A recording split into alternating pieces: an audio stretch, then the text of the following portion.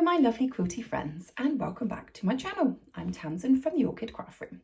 Today's video is going to get you all set up and ready to sew a foundation paper piecing pattern ready for Halloween or for fall. Before you start shaking your head and getting into a panic about foundation paper piecing, because I know that there's a bit of a misconception that this is a very difficult sewing technique to master, please stick around because I'm going to challenge you to actually make your first block if you've never tried it before. And if you've tried it before and not stuck with it, I'm going to challenge you to have another go. This video is going to show you step by step how to make a really cute witch using the foundation paper piecing method, or FPP. So I'm going to show you how to sew this block step by step using the foundation paper piecing method. And this method of sewing is a fantastic fabric scrap buster. This video is very kindly sponsored by Munvine, and they have gifted me this thermal wireless printer. It doesn't require any ink, it's super portable, and we're going to be testing it today to print out one of my foundation paper piecing patterns, and we'll have a go at printing it and sewing on it whilst I show you step by step how to foundation paper piece.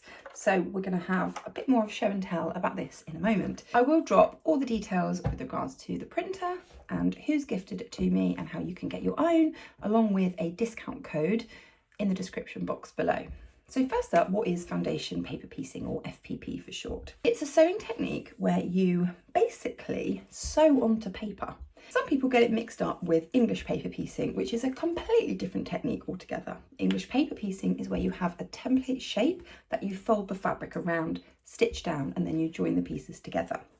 Foundation paper piecing, and I've got some really cool examples here, and these are all available in my Etsy shop. I'll pop the link down below. So foundation paper piecing requires a pattern the size of your block. So you will have a template pattern that you print out, and you basically attach the fabric to the paper and you sew those pieces together using the lines on the pattern as your stitch markers. Because foundation paper piecing is quite different to traditional piecing, it can feel a little odd when you first start doing it, but trust me, it's definitely a technique and a skill that you're going to want to learn, especially if you want to make more intricate patterns. Can you imagine trying to sew up this pumpkin or jack-o'-lantern block using traditional piecing? It would be really hard. There's lots and lots of small pieces to get the effect and use all the scrappy colours in here, and also to get the accuracy. All of my points are sharp, and achieving this result with traditional piecing, whilst possible potentially, it will be a lot more difficult. Now, the first step is to, once you've chosen your pattern, is to print your pattern. Now, as a thank you for you watching this video, I'm going to give you a whopping 50% off any of my Halloween patterns in my Etsy shop. Now, all three of these are in there as individual patterns. There's also a few others in there, including a witch's cat, which is one of my favourites. And there's also a super Halloween bundle, which you can get for 50% off. So if you're going to have a go, grab one, and you can watch this video back and follow along step by step. And hopefully I'll convert you to loving foundation paper piecing as much as I do.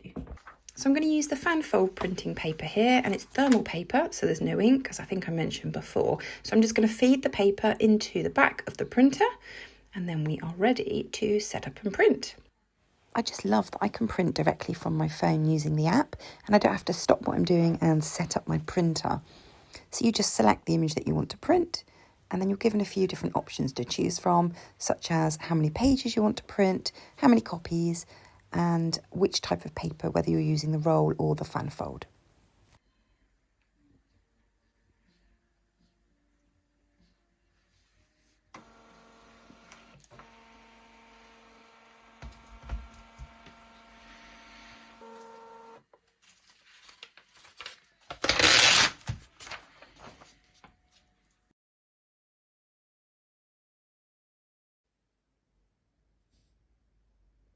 So I've cut around the templates now, and as you can see, I've left myself a bit of room, a bit of wiggle room around the edges, because when I finish sewing my fabrics to the paper, I'm going to want to trim this down and get a really accurate 6.5 inch block. What I'm going to do, and this is where you're just going to want to find a piece of card. I'm using one of my business cards, a flyer or something that's made of card that's come through the door. And we're going to use this just to fold our lines, and this is just going to make things so much easier when it comes to sewing and folding back the paper. So you're just going to use your piece of card and just line it up next to each line. So for instance, I'm going to fold this line here, and I'm just going to fold the piece of paper onto the card, and it just helps you get a nice crisp line. And you're going to do that for all of the seams or all of the stitch lines.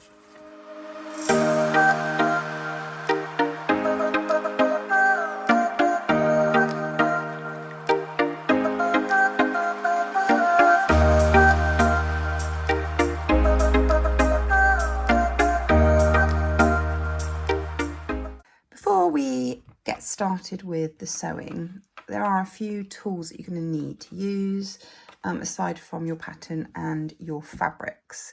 So you're going to want to have your cutting mat, your rotary cutter and a ruler that has the 1/4 inch next to you, because each time you sew a piece of fabric on, you're going to be trimming it down to size and cutting in your seam allowances. Now I've also got some fabric scissors for kind of trimming the big pieces of fabric down if I need to. Seam ripper, which, you know, non-negotiable.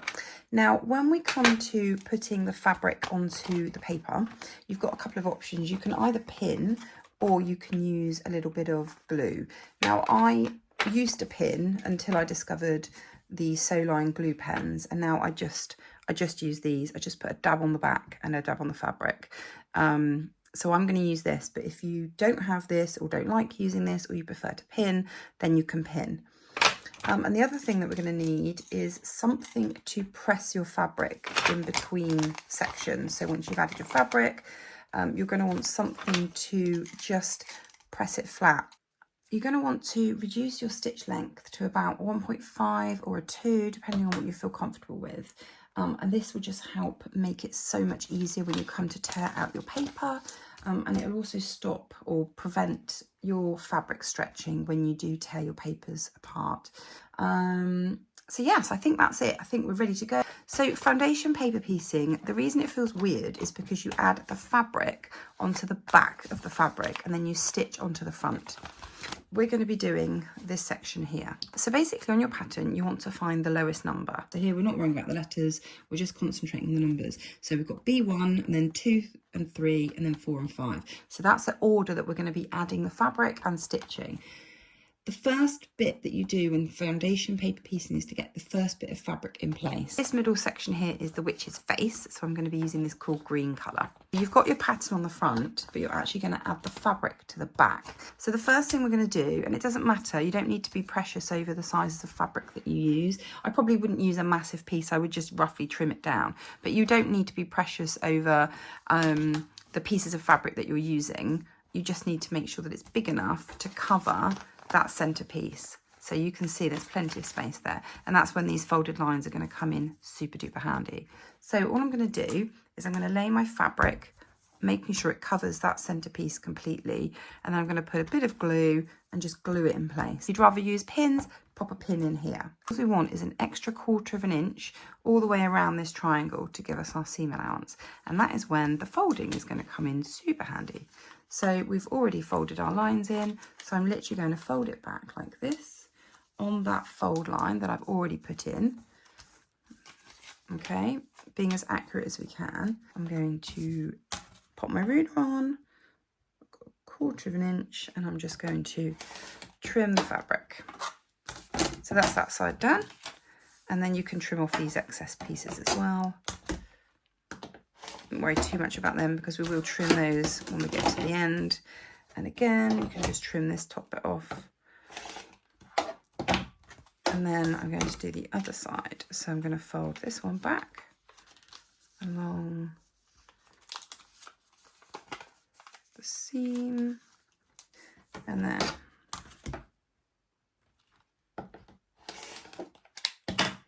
okay, let's get rid of the scraps. So there is the first piece. Okay, so that is our first piece added to the back. Now we're going to follow the numbers. So we've done B1, done. We now want B2. So we're going to be adding a piece of fabric to this side here. So B2 is the black. So I'm going to grab a piece of black. Now what you're going to be doing is right sides together. You're going to place this one up to roughly where the edge of this fabric that we've just cut the seam allowance into falls. So like that. So if you pick it up and flip it over, you can see, might not be able to see in the camera, but I can see quite clearly here, there's like a shadow here showing me that I've gone 1/4 inch over, which is what I want. And the thing to do is just to put your finger on it and flip it over and make sure that your fabric completely covers your shape, which this one does. You're better off using a larger piece of fabric than trying to cut it down and fiddle with it, especially when you're working with triangles, because you're on that funny angle. So use a bigger piece of fabric to start with. And then all you're going to do is you're going to hold it. You're going to hold it like this and flip it over so your fabric is still in the place. And we're going to sew along the line that goes between the number 1 and number 2. So it's good to do a back stitch. Now my machine automatically does a back stitch, so it will do that for me. If yours doesn't, then do a back stitch. And then you're just going to sew directly on the line between B1 and B2.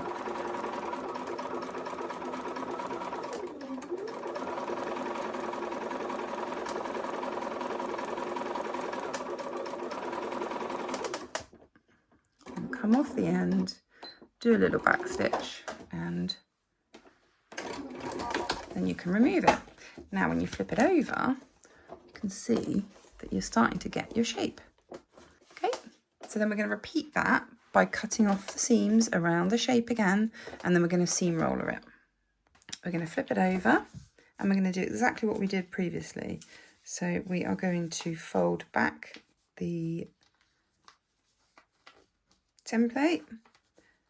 You might have to just loosen the edge because your stitching will have gone across. So just loosen the paper out of that. So you're going to fold that back, and then you're going to cut 1/4 inch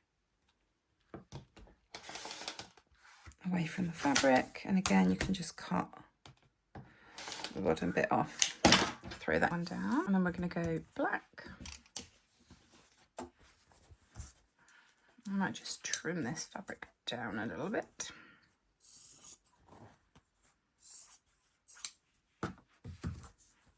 Okay, and then you're going to put right sides facing each other.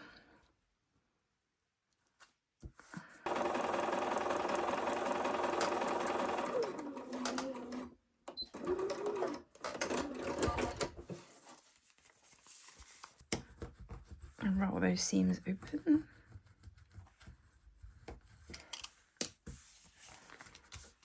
And then we're going to fold back fold over the next section. So we've now done 1, 2, 3, 4, and we're going to be doing this last section here. So we're going to fold that back, and we're going to trim the fabric with 1/4 inch.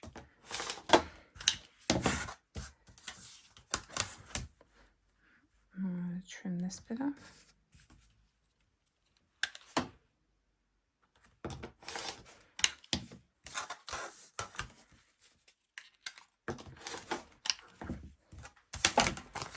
And now put our orange onto our black, matching them up, making sure that it's plenty of fabric over the top. We're now going to sew this last seam. So next up is this section, which is the hat section. We're going to fold these lines.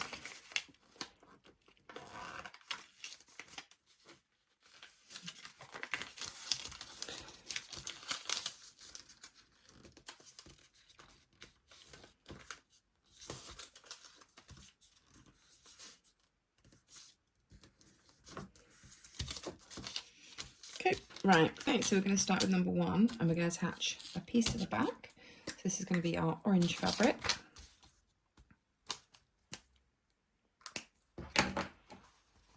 I'm going to try and use fluff. Right, so we've got our orange fabric, and we're going to attach the next piece of fabric, which is number 2, which is going to be the black hat, and we're going to be stitching along this line here between 1 and 2.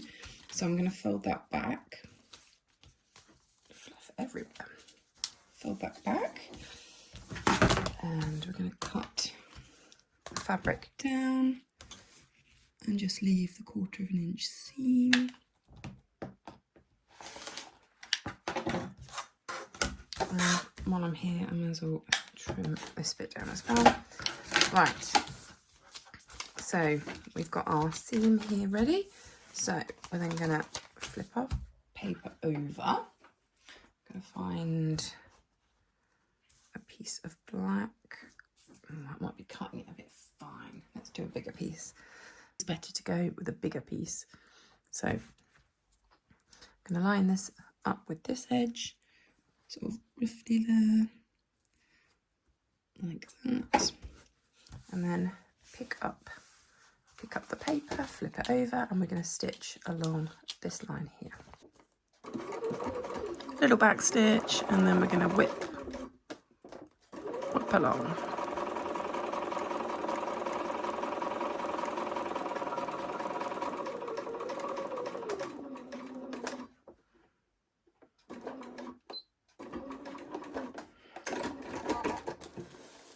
Okay. Use our seam roller. Now, so we've done 1, we've done 2, and we've done the stitch line in between the 2. So now we're going to do 2 and 3. We're going to add 3 and trim this one here. So I'm going to fold that one back and I'm going to trim 1/4 inch. Put that back into our scrap pile. Let's just get rid of this. Okay, so we're now going to be sewing the line between 2 and 3. So we want to add the fabric number 3. So we're going to put that up against this black fabric here, right sides together. And we're going to hold that nice and tight, and we're going to flip it over, and we're going to sew this line here. Okay, so now we've got our hat is now in the picture. Just going to give it a good seam roll. Okay. So now I'm going to give this a trim up, because the next piece to do is to add a nice long strip along the bottom here. So let's trim and make it easy for ourselves to add the next piece. So we're cutting that. Oh, there. And we're cutting this bit. Okay, so I've trimmed the 3 edges here. Okay, so that's all done, and I'm going to give those a nice good seam roll. Now, when it comes to this bottom edge here, I just want to tidy things up a bit. I want a nice straight edge, nice straight seam across here. So what I'm going to do is I'm going to fold the paper back. If you get any odd little stitches that are stuck, you can just pull them open. Get that nice and flat, and then we're going to cut our seam here. So 1/4 inch again, and we're just going to trim that off. Okay, and then we're ready to add the trim of the hat, which I'm hoping my fabric is long enough. Yes, I think it's going to be, although that has got some holes in it. Right, I'm just going to trim this down a bit because I've got the selvage here. So let's just trim that off, because we don't want that to be part of our design. Right. So we're now going to be sewing this long line here in between, well, all of them and the bottom one, but the most recent one is 3, so 3 to 4. But we're going to fold this back, and then we can see what we're doing. So this is the side that we're going to be working from. We're going to pop our fabric here all the way along. Now we only need to cover from about here to about here. So I'm going to move my fabric along a little bit because it isn't quite long enough. I can see the shape, so I want to make sure that I've got enough fabric. There we go. It can require just a little bit of jiggery pokery to get this in the right position. Right, and then I'm going to flip it over and I'm going to sew along that line.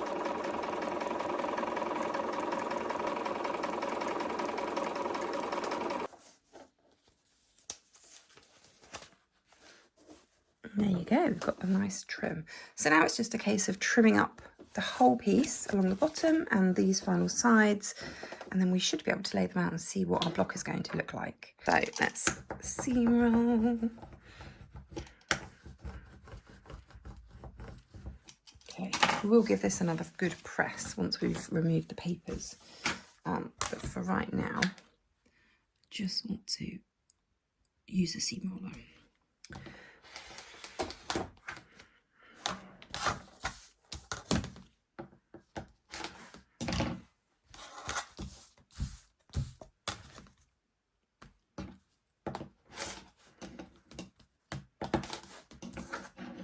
Right, let's have a look. There we go. So let's put our two pieces together. There we go. So our first glimpse at our witch. I think that looks really cute. So now that's all that's left to do now is to use this seam allowance here that's marked on our template and match it up with this seam allowance and sew the two together, which will be complete. So what I'm going to do, because these should be exactly the same size, is making sure that all your fabrics are laying flat. You're going to put the right sides together like this, and you can pop a pin in if you wish, but there's quite a few layers there,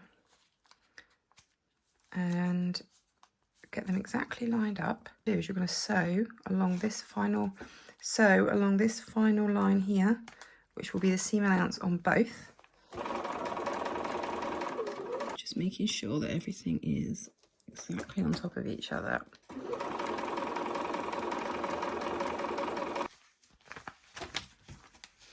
There she is, our witch.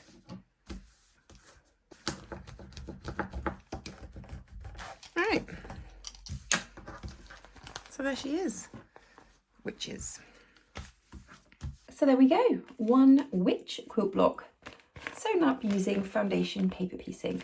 Now, one final thing I would do is I would probably give this a good press with my iron right before I attach it into my project. And I would leave the paper in until, again, I'm ready to attach it into my project. But don't you think these are cute? If you made a whole bunch of these, you could make a really cool quilt, along with all the other blocks in my shop. I will pop a link in the description below to my Etsy shop where you can grab your patterns, and I will pop in the 50% discount code as well so that you can grab these half price. Before I go, I just want to say thank you for joining me today, and I really hope that you have enjoyed this foundation paper piecing tutorial and that it's inspired you to have a go. Before you go though, can you click subscribe? That way you won't miss any future videos that I put out. Take care, quilty friends. Bye!